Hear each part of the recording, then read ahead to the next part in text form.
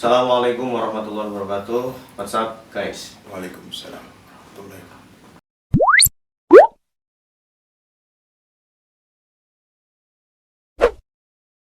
Baik teman-teman, hari ini saya kedatangan tamu spesial. Ini Kasat Korcap.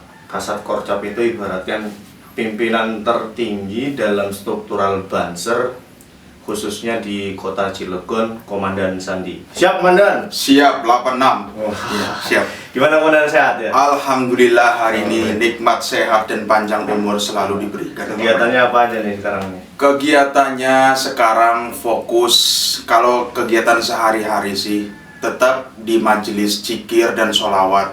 Selalu istilahnya bersolawat dan mengaji saja, itu mengaji sehari-harinya. Iya. Untuk kegiatan yang paling utama tetap cari rezeki, Cari rezeki ya. cari rezeki Entah ya? dimanapun, di sektor industri manapun kita masuk. Alhamdulillah. Buat model apa nih? Buat modal jenjang ke depan, modal nikah. Soalnya Kasat Korcap Banser Cilegon ini memang masih single, dirasa single. Promo gimana ini? Perjalanan hidupnya sekian tahun, makin ya insya Allah sekarang udah bertambah dewasa. Kedewasaan dirinya sudah tumbuh. Gitu. Insya Allah tahun ini melepas masa lajang. Amin, amin. Kita doakan semua ya teman-teman ya. Semoga tahun ini memang jadi ya. Insya Allah jadi. Jangan sampai enggak. Promosi, termasuk promosi beliau. Iya. Alhamdulillah. Jadi Kasat Korcap Banser. Kenapa ini? Apa sejarahnya gimana sih? Kenapa Kang Sandi ini ya, namanya Sandi Pratama, Kang Sandi ini kenapa bisa masuk ke Banser, terus bisa jadi Satkorcap? Itu ceritakan ya sedikit lah. Kenapa bisa pilih Banser gitu? Nah, ini perjalanan hidup saya ya, riwayat hidup saya selama ya memang lahir di Banten, alhamdulillah di kota Cilegon yang penuh dengan keindahan ini. Insya Allah banyak santrinya, insya Kecil Allah tapi banyak kenangan. kecil tapi banyak kenangannya juga. Itu potensi industrinya itu, luar biasa pokoknya mah. Makanya orang Cilegon salah lah kalau ya jadi warga cuman menonton gitu, menonton dari kejauhan, nggak mau terjun langsung di lapangan gitu. Perjalanan hidup saya ketika saya masuk ke Banser nih awalnya nih, saya juga tidak tahu nih apa ini. Waktu zaman 2014-2015 kalau nggak salah, saya itu selalu ya berteman, berkawan sama siapa aja, entah bebas. Yang penting itu kegiatannya istilahnya baik dan positif lah. Nah, saya mempunyai sahabat, itu sahabat Nopi itu ya, itu yang motivasi saya juga lah. Dia mengajak saya, ayo kita makan-makan. Entah apa ini yang dilakukan sahabat Nopi itu, mengajak saya itu tumben gitu, nggak biasanya mengajak makan-makan. Dikala itu saya langsung saja tempat di mana, share di mana, share logs di mana, saya langsung merapat. Ketika itu saya bertemu tuh teman saya, sahabat seperjuangan saya itu namanya Kang Basuni itu, Kang Bas dipanggilnya sahabat Bas itu. Dia itu motornya mogok. Saya tanya, kamu orang mana? Saya orang Samang Raya Kecamatan Citangkil. Ini motor saya nggak tahu kenapa nih ngadat. Oh yuk kita tuntun aja bareng-bareng. Kamu mau kemana? Mau ke sana. Itu memang satu tujuan itu. Memang pas itu letaknya, itu lokasinya, tempatnya juga sesuai di situ. Kamu emang dapat itu dari siapa undangannya? Dari sahabat Nopi juga. Oh, disitulah kita ketemu. Di situ kita berdiskusi, berdialog, berteman di situ. Bagaikan istilahnya teman sahabat lah istilahnya yang sedang ya ketemu di satu tempat gitu. Ya dari situ terciptalah ya diklat DTD pertama di kota Cilegon. Pertama kali perdana itu. Itu waktu malam ya, malam hari memang ya banyak di situ tuh. Kayak kader sahabat Ansor itu yang ikut diklat itu sekitar jumlahnya 35 orang, termasuk di situ ada ranah organisasi lain juga yaitu PMII. Di situ hadir di situ. Di diklat juga sama aja. Lama-lama itu selang-selang itu apa itu kan diklat kan 3 hari. 3 hari itu yang bertahan cuma 10 orang. Itu pun 10 orang itu memang ya dia tulus ingin mengikuti organisasi ini, tertarik tentang ya ke materi kebangsaan segala macam. Memang yang saya cari seperti ini, organisasi baru. Kali ini saya menemukan kenyamanan suatu organisasi yang bikin hati saya tergugah. Dari itu saya masuk Banser.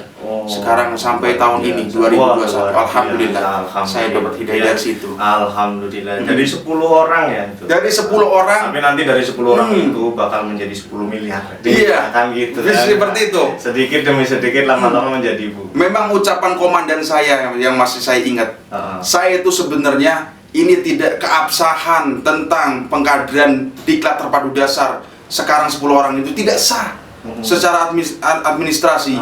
Soalnya kalau ya pengkaderan itu harus di atas 35 orang atau bahkan lebih dari 50 nyampe 100 itu. Kalau ya saya selalu itu simak itu kata-kata beliau itu.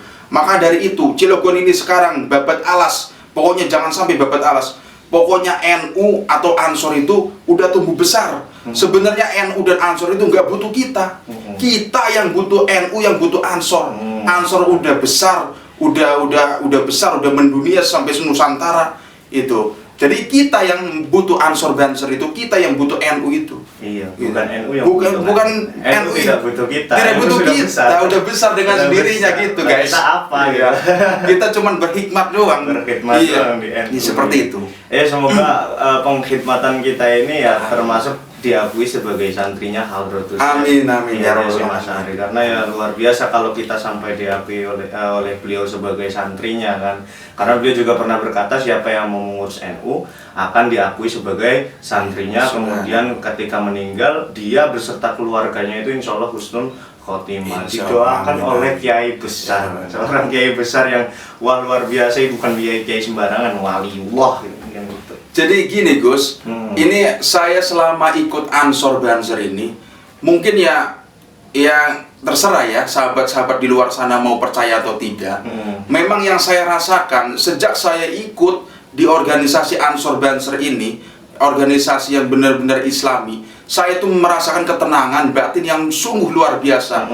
Saya itu selalu diparingi rezeki yang banyak, rezeki yang entah dari orang-orang yang sekitar saya, sekitar ya orang-orang yang baik gitu di sekeliling saya ini selalu menyertai. Ibarat rezeki itu ada aja, rezeki itu memang keberkahan itu ada aja. Insya Allah itulah doa-doa masyahid, doa para ulama, doa yang mendirikan NU kala dulu selalu mendoakan itu. Beliau itu bukan istilahnya meninggal dan udah stop pada masa itu. Dia itu selalu mendoakan di dalam kubur itu, mendoakan setiap langkah saya sampai setiap langkah kita sampai hari kiamat. Alhamdulillah, luar biasa. Jadi min haitsu la yahtasib, dari arah-arah yang tidak diduga gitu, yang nggak pernah kita pikir sama sekali. Sedangkan sekarang ini kan Banser itu kan banyak sekali banyak sekali cacian ya segala macam ya.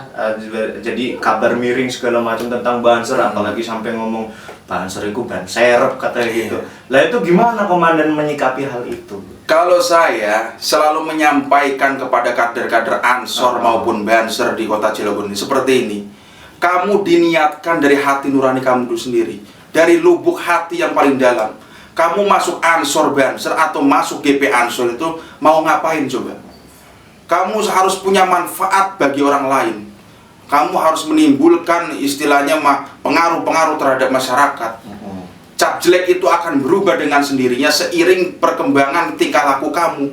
Manfaat atau tidak keabsahan di masyarakat maupun di Nusantara se-Indonesia. Gitu istilahnya. Kalau saya sih nggak masalah dikatakan ban serep. Karena apa? Ban serep itu penting.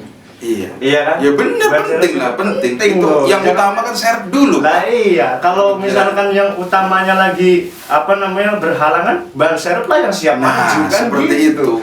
Ya nggak apa-apa, biarin aja mau ngatain apa. Yang penting apa yang kita lakukan adalah sebuah kebaikan. Kalau saya menurut pribadi saya nih sebagai Kasat Korcap Banser Kota Cilegon, cacian dan makian itu suatu motivasi bagi diri saya. Diambil sebagai motivasi. Motivasi. Jadi saya itu mendapatkan manfaat dan pelajaran bahwa saya harus memperbaiki diri saya sebagai pemimpin. Berat bro, jadi pemimpin itu berat. Berat berat. Iya. Makanya ketika saya cukup saya, tapi tetap ada regenerasi. Harus ada regenerasi. Kalau saya nanti meninggal kelak, saya mempunyai istilahnya nggak jasa, itu suatu setitik kenangan terhadap kader-kader saya, bahwa saya itu ya ikut berkecimpung juga di istilahnya kehikmatan, ya istilahnya manfaat bagi kader Ansor maupun Banser di Cilegon, bahwa saya ikut serta. Alhamdulillah, itu pun udah sangat senang saya. Nggak mau seorang Sandi ini dipuji-puji, itu nggak mau saya. Saya pengennya, ketika saya datang, insya Allah saya mempunyai kemanfaatan bagi orang banyak gitu. Iya, alhamdulillah, semoga seperti itu ya. Nah, saya kira Kang Sandi ini mau menjadi kasat korjam selamanya. Enggak. Ya istilahnya nggak apa-apa sih, nggak apa-apa. Saya juga ingin berkiprah juga ya, mau jadi istilahnya pengusaha muda. Insya Allah mau jadi pengusaha muda. Lagi pula saya harus menumbuhkan perekonomian untuk bisa tumbuhnya perekonomian itu bagi kader-kader saya. Kader Ansor dan Banser itu dituntut harus istilahnya mampu istilahnya melaksanakan apapun, kegiatan apapun dan acara apapun tanpa meminta-minta. Saya pengen kemandirian kader-kader Ansor dan Banser itu tercipta dari kemampuan diri sendiri. Jangan hanya menumpang hidup di orang lain. Itu ya. Iya, benar. Jadi begini ya Kang Sandi, ya Komandan Sandi. Sebenarnya tupoksi dari Banser itu apa sih? Tugas pokoknya Banser itu apa sebenarnya? Tugas pokok Banser ya, tugas utama bagi Banser, bagi kader-kader Banser itu, memang poinnya kebanyakan orang atau masyarakat melihat Banser itu selalu tugasnya menjaga para ulama, menjaga para istilahnya kiai-kiai sepuh dan para qori dan ustadz gitu. Ya memang berhak kita jaga, karena berkat beliau-beliau inilah syiar Islam dan dakwah Islam tersampaikan. Seperti itu. Betul. Terus juga Banser itu memang ya tidak selalu ya seperti itu kegiatannya. Entah kita fokus di bidang majelis juga, harus hidup istilahnya kegiatan-kegiatan majelis zikir, majelis sholawat. Terus juga kita harus hidupkan program kegiatan-kegiatan pondok. Kita harus saling silaturahmi ke para pimpinan pondok supaya Banser ini mengetahui berapa jumlah pondok pesantren di kota Cilegon ini. Apakah pondok pesantren salah satunya dalam kondisi memprihatinkan apa tidak? Itu harus kita lihat. Soalnya itu tugas kita juga untuk meramaikan majelis-majelis zikir dan sholawat di dalam pondok pesantren tersebut. Itu. Tapi mohon maaf nih ya, yang saya lihat-lihat nih ya, yang saya lihat-lihat Yeah. termasuk ya orang-orang melihat juga Banser itu kok ya ada yang jaga parkir, ada yang ini, kok bisa gitu loh. Sedangkan kan tugasnya katanya jaga ulama kan gitu. Lah kok bisa gitu? Ya, saya jawab ya. Iya, nggak apa-apa. Ini Banser itu memang unik sekali tugasnya. Apapun Banser itu selalu masuk di lini apapun. Masyarakat membutuhkan Banser dalam hal apapun, kita harus siap. Entah dalam bidang parkiran, bidang keamanan, bidang jasa, bidang konsumsi, nggak apa-apa. Banser menyiapkan konsumsi untuk para kiai, untuk para tamu-tamu agung di acara tersebut, atau acara yang spesial, entah acara apapun, kita siap. Insya Allah. Yang penting ada koordinasi yang jelas. Terus juga kita tidak tidak melanggar attitude organisasi, gitu. Tidak melanggar ADART. Itu karena nama Banser sendiri itu kan barisan serbaguna, artinya ya serbaguna, bisa apapun kan gitu. Kompor macul ya bisa kan. Kompor macul ya bisa. Ngoyos nih sawah. Ngoyos bisa. Katuran jaluknya apa?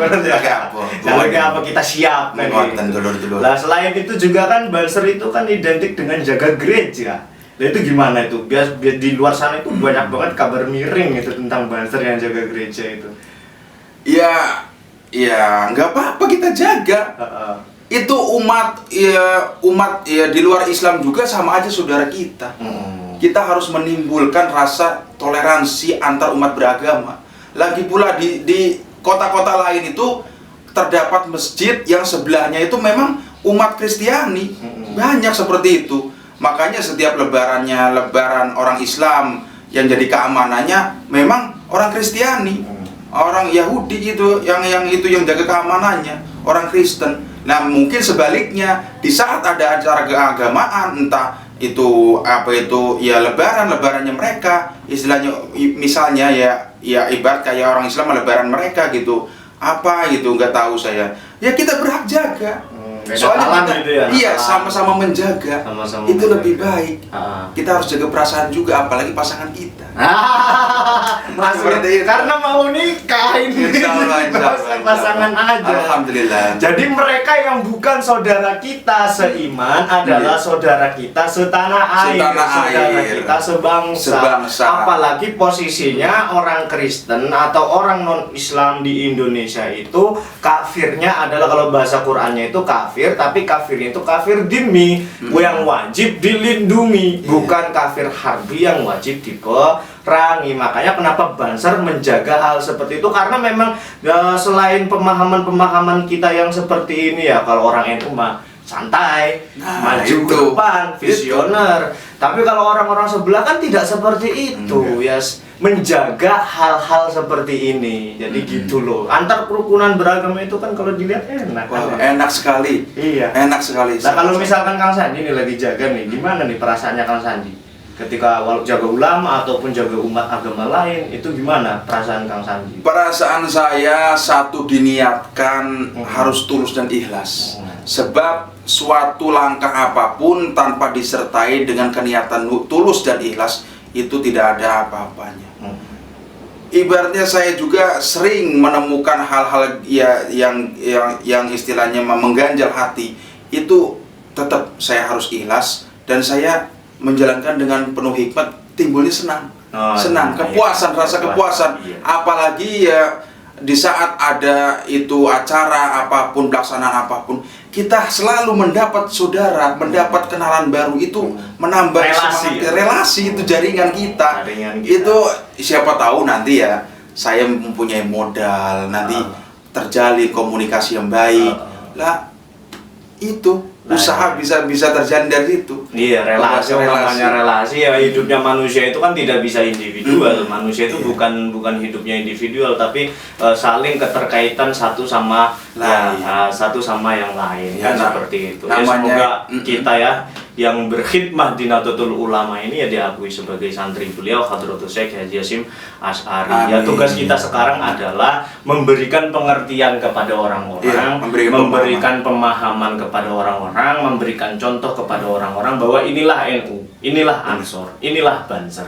Bias. Orang-orang itu dapat kabar-kabar miring tentang Banser, tentang Ansor itu ya dari mana? Ya dari WA, pasti dari WA, dari media. Pasti dari mereka Google ini. Ya, mereka pasti dari media mendapatkan hal seperti itu. Maka untuk meluruskan pemahaman seperti itu, kita buktikanlah dari tindakan kita sebagai kader Nahdlatul Ulama, kader Ansor, kader Banser, itu melakukan hal-hal yang selama itu baik, maka itu teruskan. Kalau itu tidak baik ya sudah, gitu saja, gitu aja kok repot, kan gitu. Tambahin ya? Ya, boleh.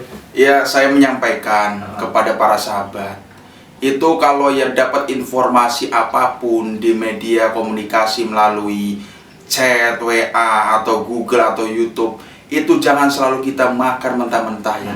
Kita telaah dulu, kita tanyakan kepada orang yang mengerti di bidangnya. Jangan selalu kita itu istilahnya makan mentah-mentah, kita cerna secara matang-matang, itu tanpa melihat analisis dulu dari di lapangan.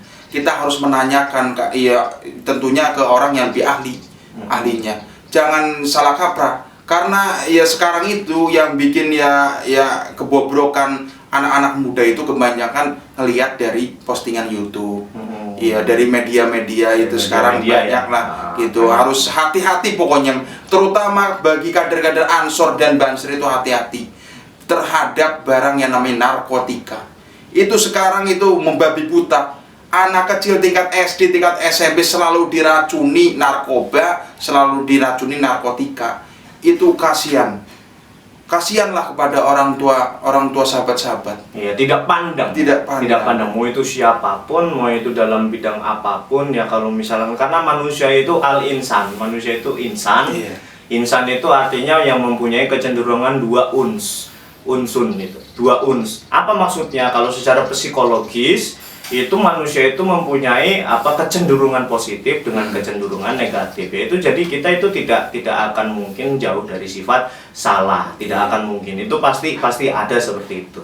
Ya, terima kasih Komandan Sandi yang sudah meluangkan waktunya. Beliau ini jauh-jauh datang ke sini sampai pagi-pagi udah ke sini. Dari Gempol ini, saya jauh-jauh dari Gempol ini. Dari Gempol ujung sana. Pagi-pagi udah ke sini. Alhamdulillah. Karena saya undang podcast katanya besok podcast pagi-pagi sudah sampai sini ya. Benar. Ya udah, terima kasih Komandan Sandi ya. Semoga apa yang kita lakukan ini bermanfaat untuk umat ya. Amin. Bermanfaat rahmatan lil alamin, bermanfaat untuk semua, bukan hanya kepada Islam tapi kepada agama-agama lain bisa menjadi rahmatan lil alamin. Amin ya rabbal. Dan tentunya diakui sebagai santrinya Hadratus Syekh Kyai Haji Hasyim Asy'ari. Mungkin hanya itu ya podcast dari kita hari ini. Terima kasih teman-teman sudah melihat. Jangan lupa subscribe, like, dan share video ini kalau video ini bermanfaat untuk kita sebagai wawasan kita. Kalau nggak bermanfaat ya ditonton aja gitu. Yang penting ditonton ya. Nah, terima kasih teman-teman ya. Wallahul muwaffiq ila aqwamit thoriq. Wassalamualaikum warahmatullahi wabarakatuh. Salam satu komando.